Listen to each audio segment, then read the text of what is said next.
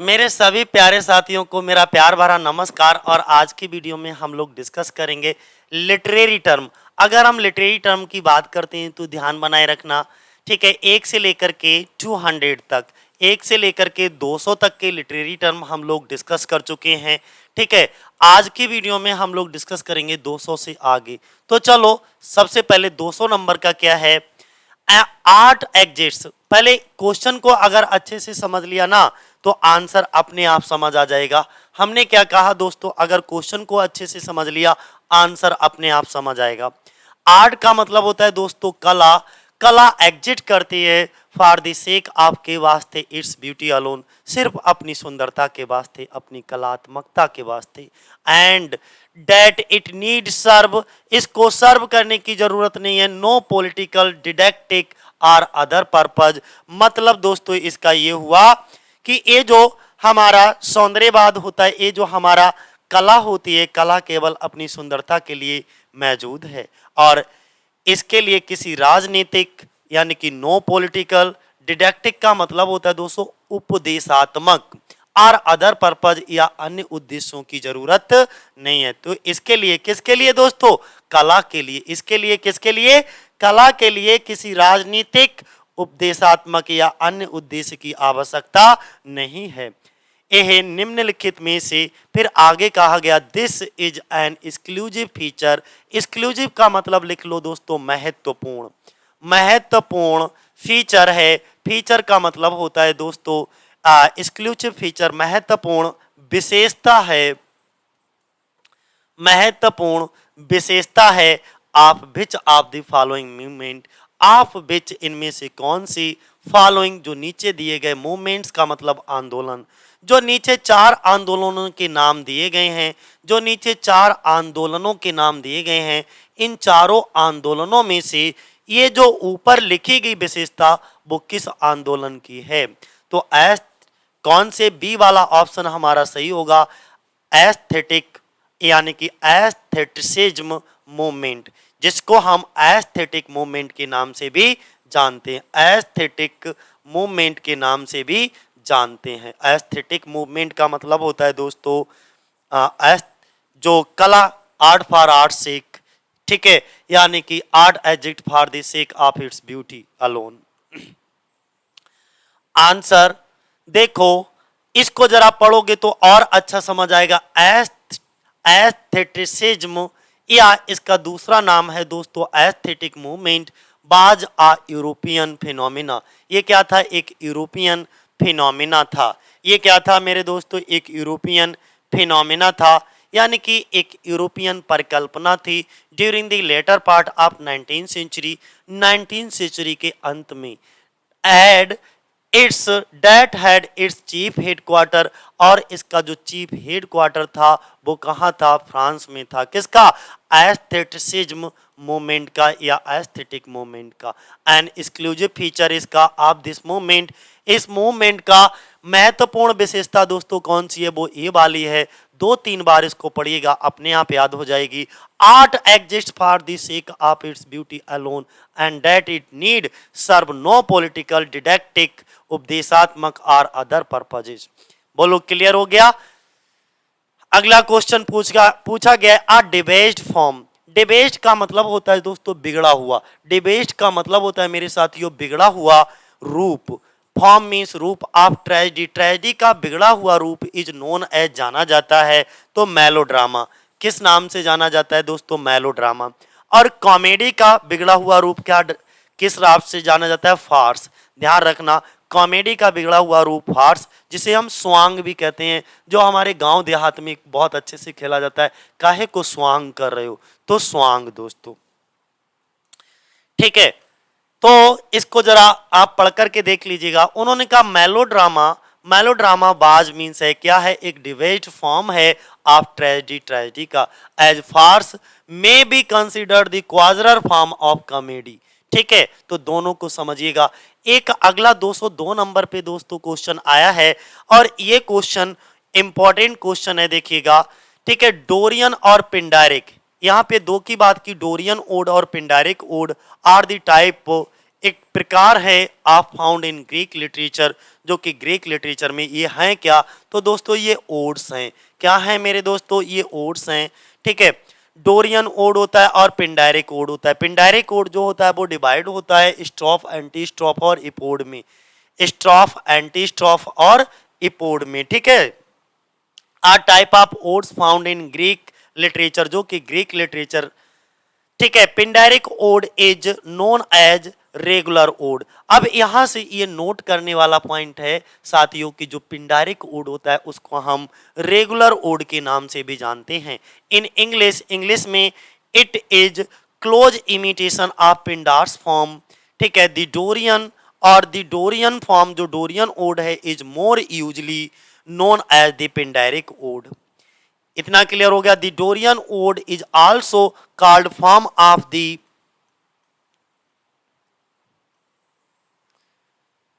district and dialect in which it cross the in which it crosses the Levasian, named after the island of Lesbos, is consisted of 3 parts।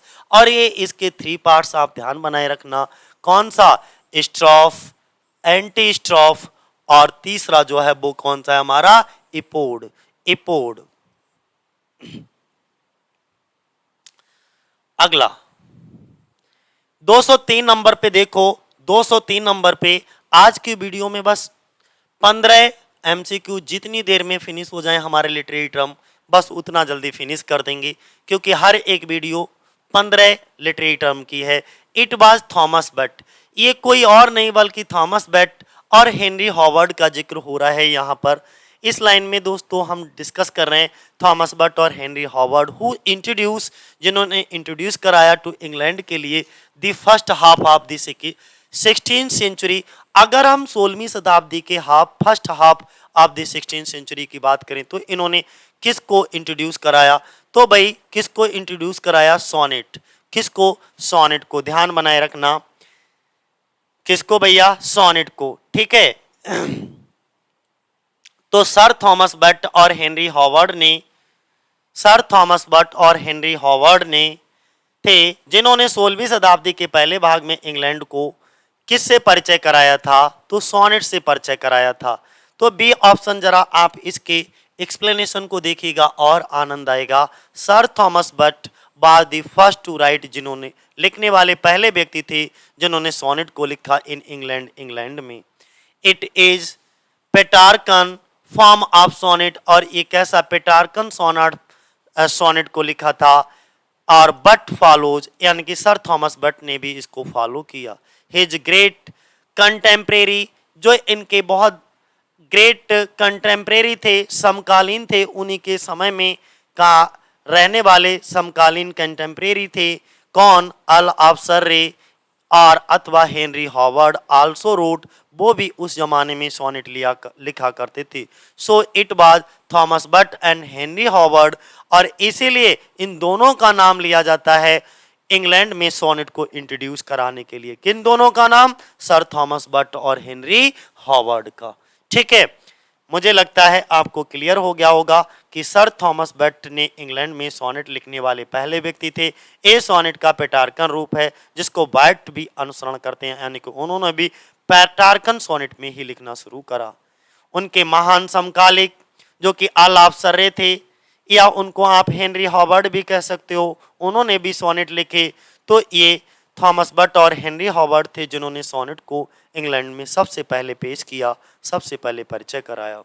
ठीक है, 204 number पे देखो मेरे दोस्तों, 204 number पे कहा गया कि which of the following poet, नीचे दिए गए कौन से कवियों में से propagated and idealistic but impracticable scheme called, okay, pantisocracy, क्या लिखा है, pantisocracy in the early years.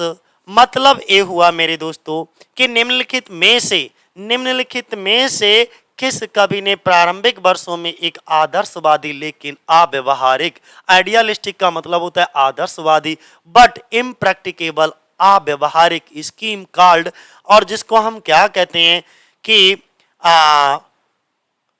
Paint पेंटिस पेंटिसोक्रेसी पेंटिसोक्रेसी पेंटिसोक्रेसी पेंटिसोक्रेसी, ध्यान बनाए रखना।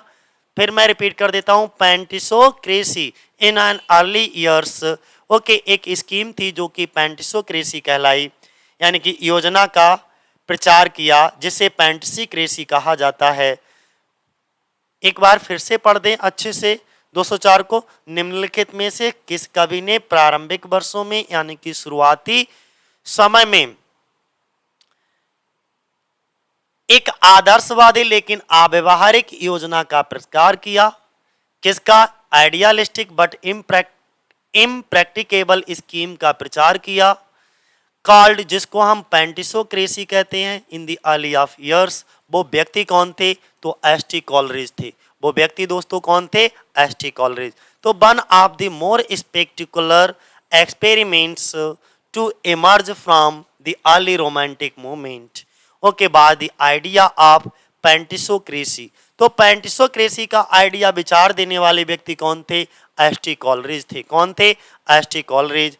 Which was the brain child of S.T. Coleridge, assisted by his fellow poet and friend Robert Southey। ठीक है, which with youthful enthusiasm devised in 1794 highly utopian scheme for an egalitarian society।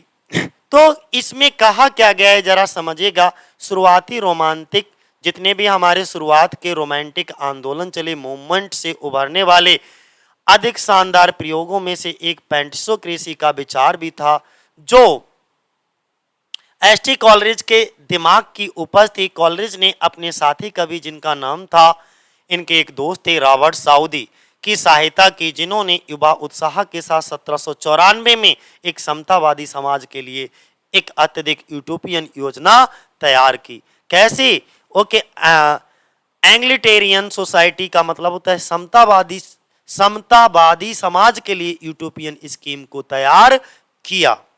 Utopia आप समझते हुए एक ऐसा राज्य जहां राम राज्य हो, जहां कानून व्यवस्था बहुत अच्छी, सब कुछ अच्छा ही अच्छा हो, कुछ भी बुरा ना हो, यानी कि एक हाईली इमेजिनेटिव प्लेस होता है जहां सब कुछ अच्छा अच्छा, राम राज्य कह सकते हो। 205 की बात करते हैं तो द ग्रीक फॉलोड 3 यूनिटीज। जो ग्रीक वासी थे वो 3 यूनिटीज को फॉलो करते थे इन देयर प्लेज, अपने प्लेज में, और उनके नाम क्या हैं? टाइम, प्लेस और एक्शन। टाइम, प्लेस, यूनिट कौन सी 3 यूनिटीज होती थी? Time, place, action. ठीक है, ध्यान बनाए रखना, टाइम, प्लेस, एक्शन।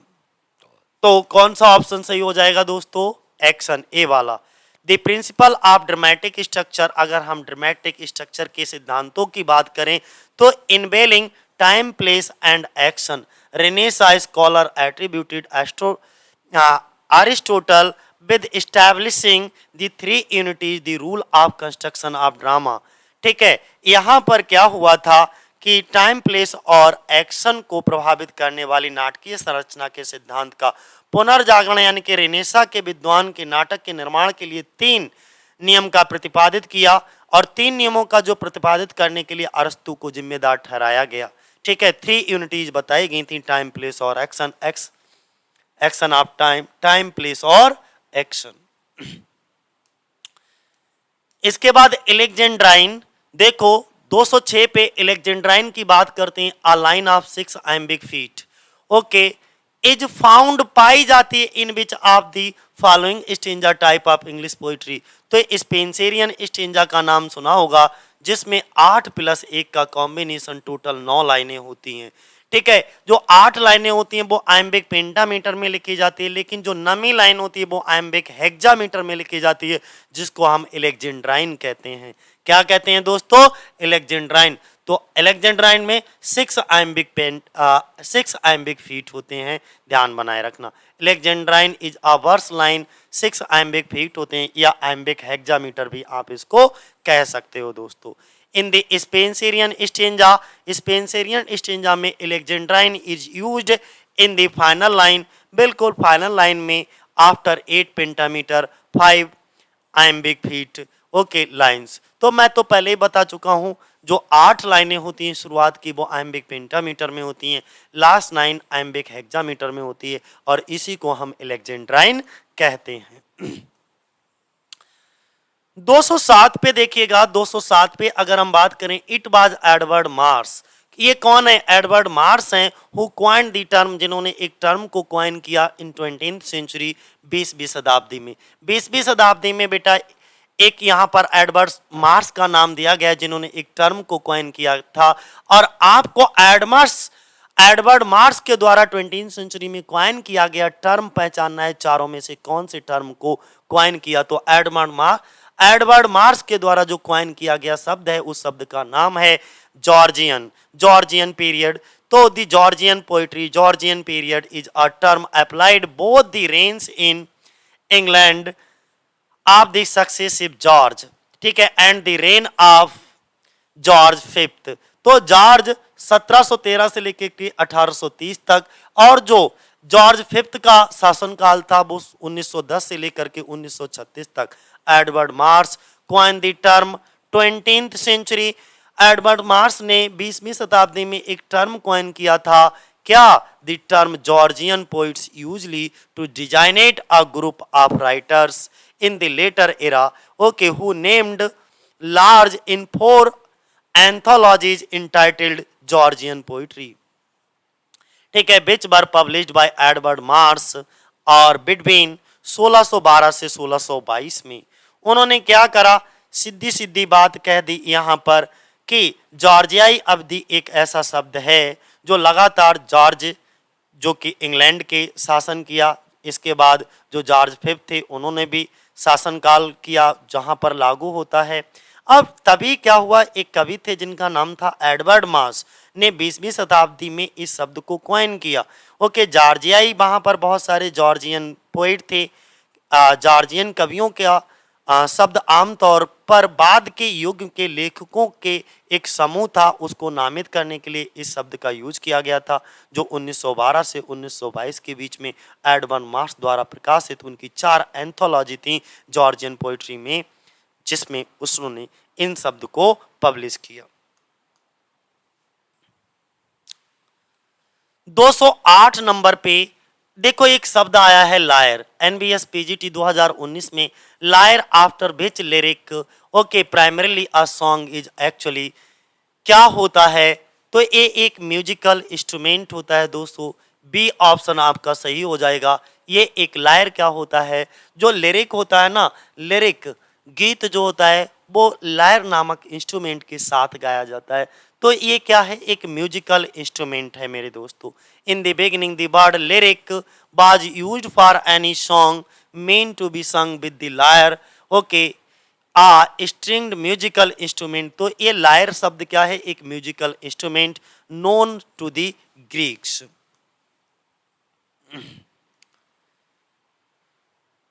अगला 209 पे बात करें तो 209 पे farce is an exaggerated form.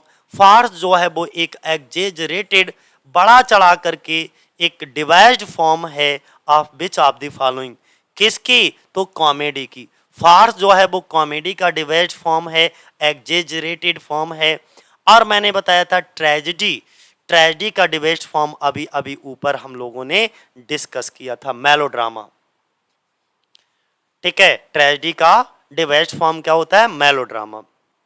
तो अब farce is an exaggerated form. Farce means मैंने बताया था क्या होता है? स्वांग, ओके। और किसका एग्जेजरेटेड फॉर्म है? वो किसका? कॉमेडी का है। It is a dramatic piece intended to make an audience laugh.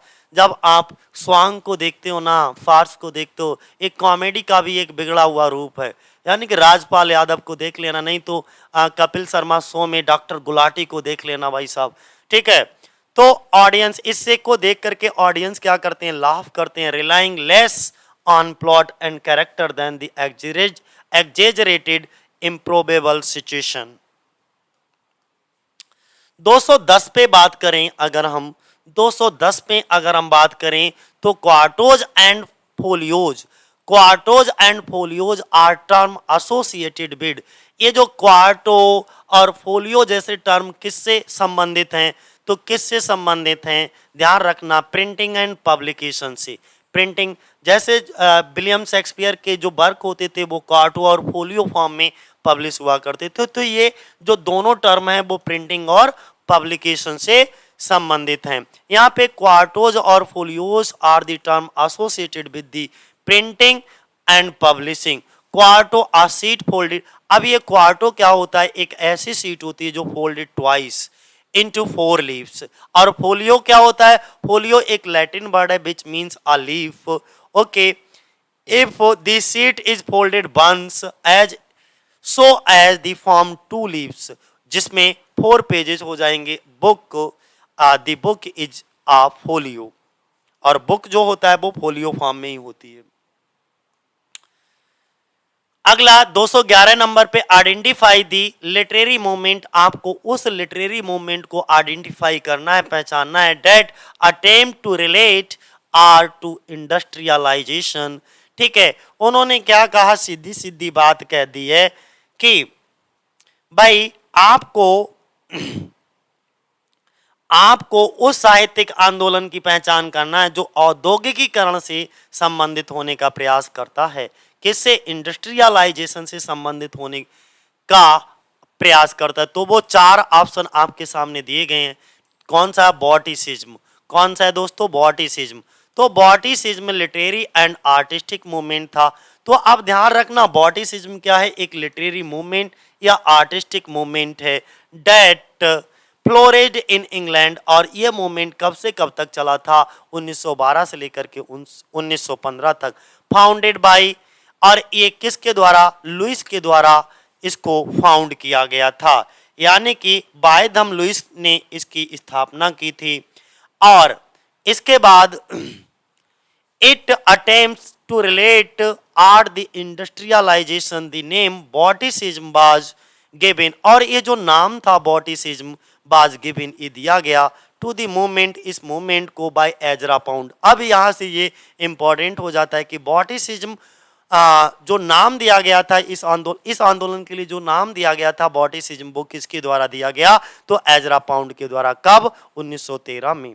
I listened motionless and still and as I mounted up the hill the music in my heart I bore long after it was heard no more.